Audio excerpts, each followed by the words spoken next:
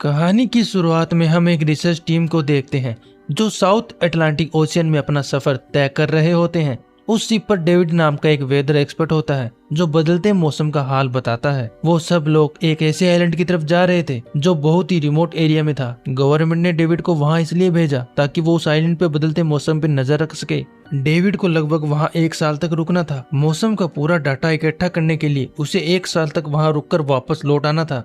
David को साल भर का खाना और जरूरत का सामान दे दिया गया था। कई दिनों के लंबे सफर के बाद आखिरकार वह आइलैंड तक पहुंच गए। वो लोग अपनी बोट की मदद से आइलैंड पर उतरे। यह आइलैंड पूरी तरह से वीरान था, जहां कोई भी दिखाई नहीं दे रहा था। उस आइलैंड पर एक लाइट हाउस और एक छोटा सा घर था जहां डेविड को रहना था, क्योंकि इससे पहले भी एक रॉबर्ट नाम का वेदर एक्सपर्ट यहाँ पर रहता था। लेकिन अब उसकी ड्यूटी वहां खत्म हो चुकी थी और अब उसकी जगह डेविड 1 साल के लिए वहां पर मौसम का डाटा कलेक्ट करेगा। पुराना ऑफिसर रॉबर्ट की शिप के साथ वापस चला जाएगा, लेकिन जब वहां पूरी टीम पहुंचती है तो वो हैरान रह जाते हैं क्योंकि वहां किसी रॉबर्ट का कोई नामो निशान नहीं था। कमरे के अंदर उसका सारा सामान अस्त व्यस्त पड़ा था। जिसके बाद कैप्टन और डेविड ने सोचा कि शायद रॉबर्ट लाइट हाउस में हो सकता है। अब वह लाइट हाउस की तरफ बढ़ते हैं। वह सब वहाँ एक अजीब सा नजारा देखते हैं। वह देखते कि पूरा लाइट हाउस नुकीली लकड़ियों से घिरा हुआ था, जैसे किसी ने जानबूझकर उसे बंद कर दिया हो ताकि कोई भी उसके अंदर ना जा सके। जिसके बाद उन्होंने लाइट हाउस का गेट कई बार नॉक किया, लेकिन उन्हें कोई जवाब नहीं मिला। आखिर में वह गेट तोड़कर अंदर घुस जाते हैं। लाइट हाउस के अंदर उन्हें एक आदमी मिला जिसका नाम गवर्नर था। जब वह गवर्नर से पुराने वेदर एक्सपर्ट रॉबर्ट के बारे में पूछते हैं तो वह बताता है कि वह मर चुका है। वह एक बार समुद्र की तरफ गया लेकिन दोबारा कभी लौटकर वापस नहीं आया। गवर्नर की बातें सुनकर डेविड और कैप्टन दोनों हैरान हो जाते हैं। अब कैप्टन डेविड से कहता है, अगर तुम चाहो तो हमारे साथ वापस चल सकते हो, क्योंकि उन्हें यहाँ कुछ ठीक नहीं लग रहा।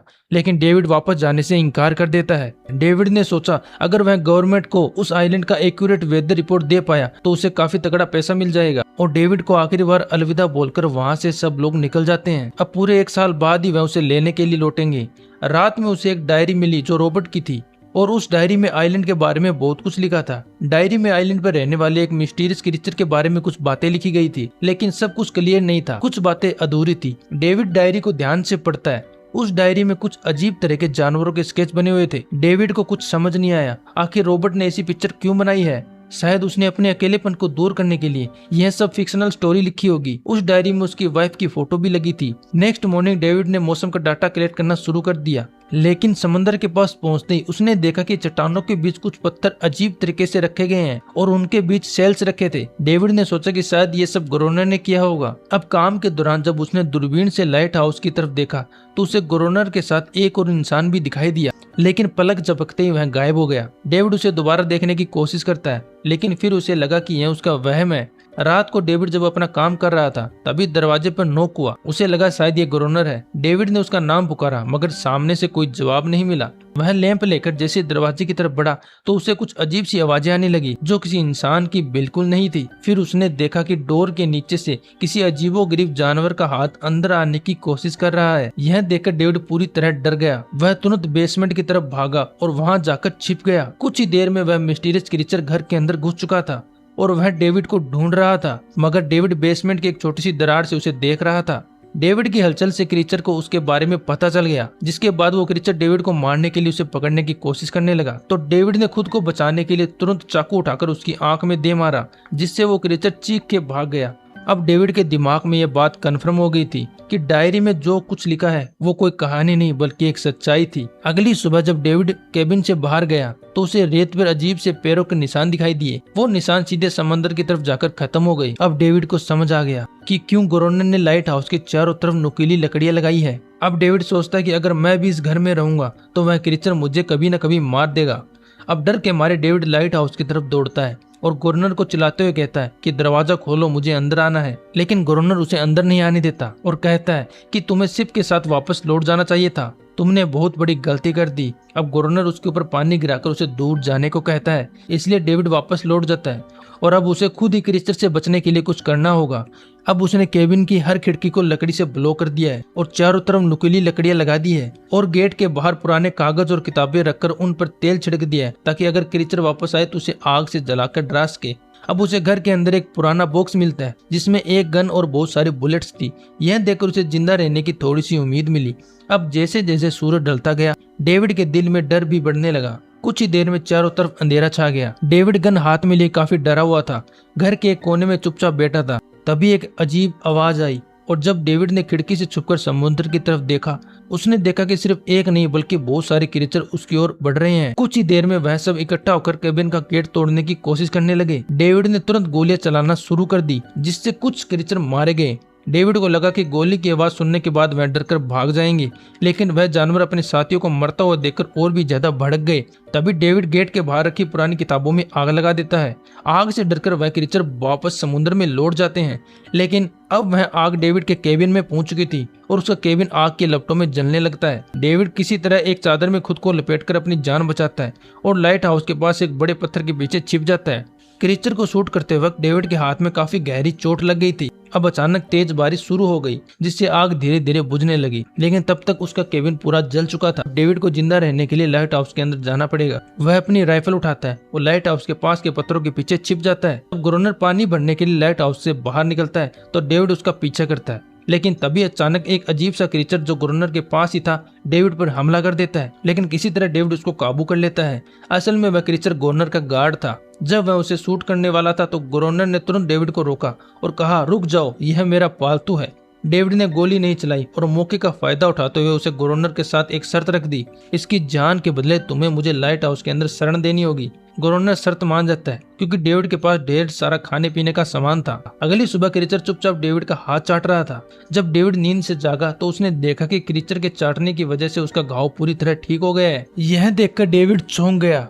अब वह गवर्नर से इस क्रीचर के बारे में जानने की कोशिश करता है ताकि वह इसके बारे में पूरी दुनिया को बता पाए, क्योंकि यह सब किसी चमत्कार से कम नहीं था। डेविड उससे पूछता है कि यह अजीब सा क्रीचर उसका पालतू कैसे बना। तो गवर्नर ने बताया कि एक बार उसने उसकी जान बचाई थी। वह गलती से उसकी फिशिंग नेट में फंस गई थी। तभी यह क्रीचर बहुत छोटी थी और उस दिन के बाद से वह गवर्नर के साथ रहने लगी।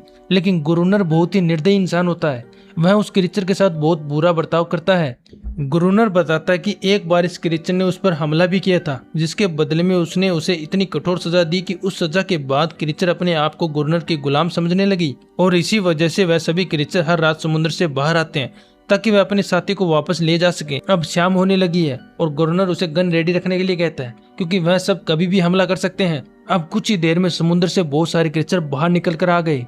वह सब लाइट हाउस की तरफ बढ़ने लगते हैं और गवर्नर उन पर लगातार फायर करता जा रहा है, लेकिन डेविड पूरी तरह से डर गया था और कुछ ही देर में वह बेहोश हो गया। सिर्फ गवर्नर पूरी रात अकेला इन क्रीचर से लड़ता रहा। अगली सुबह गवर्नर ने गुस्से में डेविड पर पानी डालकर उसे उठाया और कहता है कि अगर तुम्हें जिंदा रहना है तो इन्हें मारना होगा, नहीं तो मैं तुम्हें लाइट हाउस से बाहर निकाल दूंगा। अब डेविड के पास दूसरा कोई ऑप्शन नहीं था। इसी वजह से मैं गवर्नर की हर बात मानने लगा। अब रात होती है तो वह दोनों फिर से गार्ड की ड्यूटी के लिए तैयार हो जाते हैं और एक बार फिर से जानवर समुद्र से बाहर निकल कर आते हैं, लेकिन आज डेविड को डर नहीं लग रहा था। उसने उन पर फायरिंग शुरू की। इसी तरह डेविड को लड़ते लड़ते रात बीत जाती है। सुबह गवर्नर देखता है कि डेविड लाइट हाउस के गेट के बाहर खून में लथपथ बैठा था। अब समय बीतता जाता है। वह हर वक्त सोचता रहता है कि वह इस नरक से कैसे निकल पाएगा। अब वक्त के साथ डेविड की उस क्रीचर के साथ दोस्ती हो गई थी। उसे उसकी हालत के लिए बहुत बुरा लग रहा था। उसने उसे अनारिसा नाम दिया। अब एक रात डिनर के बाद गवर्नर और डेविड टाइम पास करने के लिए चेस खेल रहे थे, लेकिन वह दोनों खेल में इतने उलझ गए कि लाइट हाउस की लाइट ऑन करना ही भूल गए। अंधेरे का फायदा उठाकर क्रीचर ने उन पर अटैक कर दिया।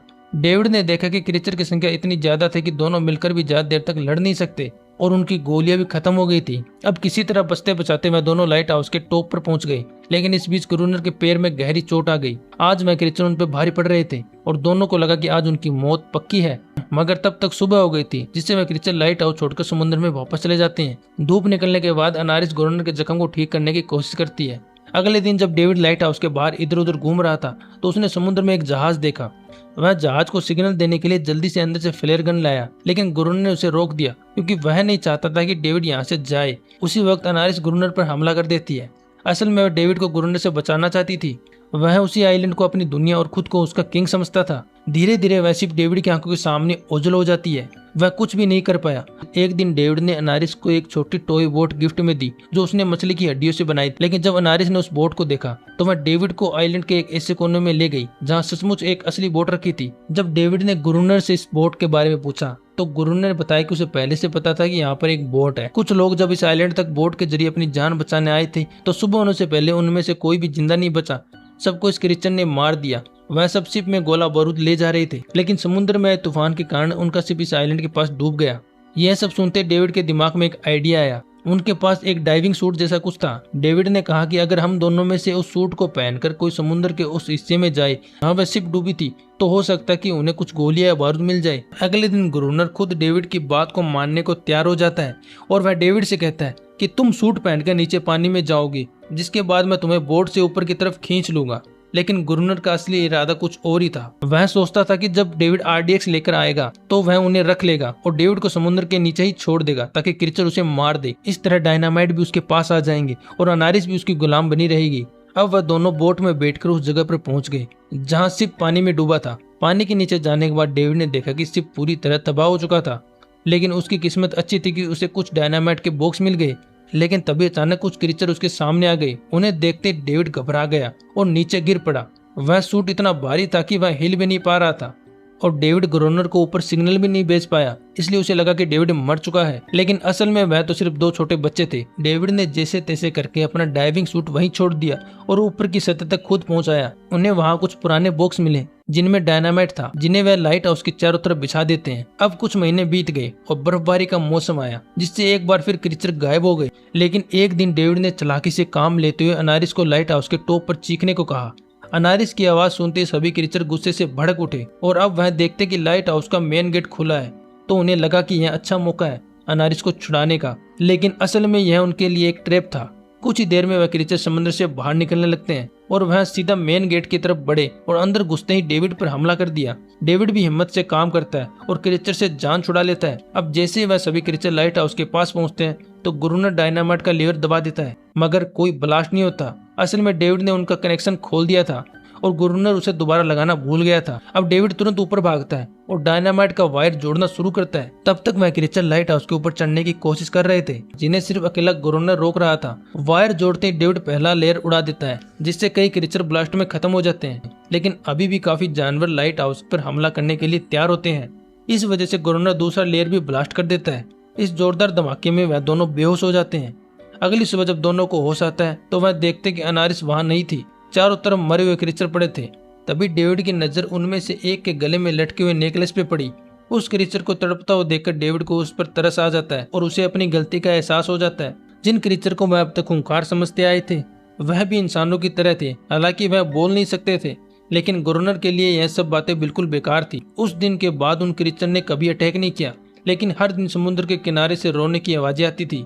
डेविड को अब तक नहीं पता था कि उन्होंने कितना बड़ा नुकसान कर दिया है, कितने बच्चों को अनाथ बना दिया, वह भी सिर्फ एक गलतफहमी की वजह से। अगले दिन डेविड ने समुद्र में उन क्रीचर के कुछ छोटे बच्चों को देखा।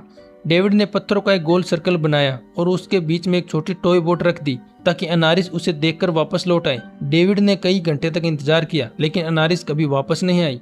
सुबह नींद से जागने के बाद डेविड ने देखा कि गुरुनर सो रहा है। गुरुनर के पास कुछ पुरानी चीजें रखी थी, जिनमें एक पुरानी तस्वीर भी थी। जैसे ही डेविड ने उस तस्वीर को देखा तो वह हैरान रह गया। वो लड़की जिसका फोटो उसने पहले दिन पुराने ऑफिसर रॉबर्ट की डायरी में देखा था, वह कोई और नहीं बल्कि गुरुनर की वाइफ थी और फोटो में वह उसके साथ खड़ा था। असल में 1 साल पहले यह रॉबर्ट मरा नहीं, बल्कि उसे अपनी पहचान बदल ली थी।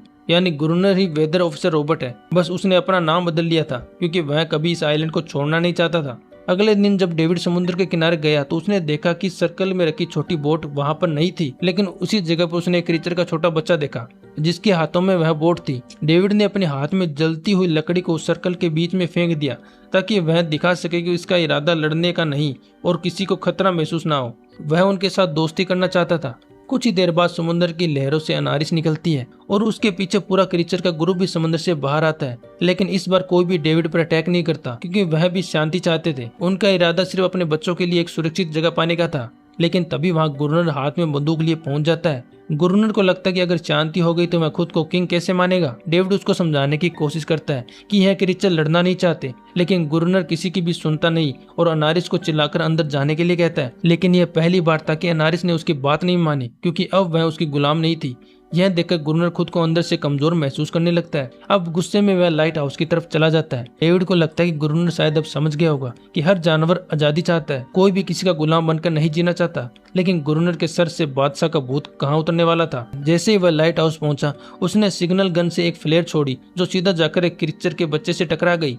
उस बच्चे की तुरंत मौत हो जाती है। इससे सभी क्रीचर डर के मारे भाग गए और अनारिस ने भी डेविड से अपना भरोसा खो दिया था। अब गुस्से में पागल डेविड तुरंत लाइट हाउस की तरफ भागता है और उससे लड़ने लगता है, लेकिन गुरुनर इतना पागल हो चुका था कि उसने डेविड को मारने का फैसला कर लिया था। अब वह हाथ में लोहे की रोड लेकर जैसे डेविड पर वार करने वाला था, डेविड ने उसे उसके असली नाम से पुकारा, कहा कि रुक जाओ रॉबर्ट, तुम खूनी नहीं हो। यह सुनकर गुरुनर एकदम रुक गया। असल में रॉबर्ट ऐसा इंसान कभी नहीं था। इस आइलैंड पे आने के बाद अकेले रहने की वजह से उसकी मेंटल हेल्थ बिगड़ चुकी है, मगर वह एक अच्छा इंसान था। गुरुनर को एहसास हुआ कि वह क्रीचर कभी लड़ना नहीं चाहते थे, वह बस शांति चाहते थे।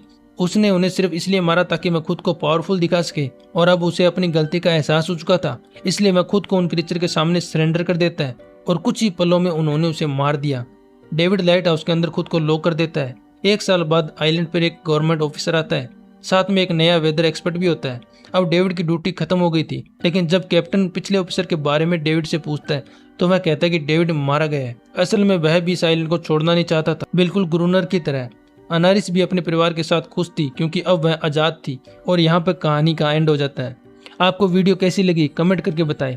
अगर आप और भी ऐसी मूवी एक्सप्लेन वीडियो देखना चाहते हैं तो हमारे चैनल को सब्सक्राइब करें, वीडियो को लाइक करें, शेयर करें। धन्यवाद।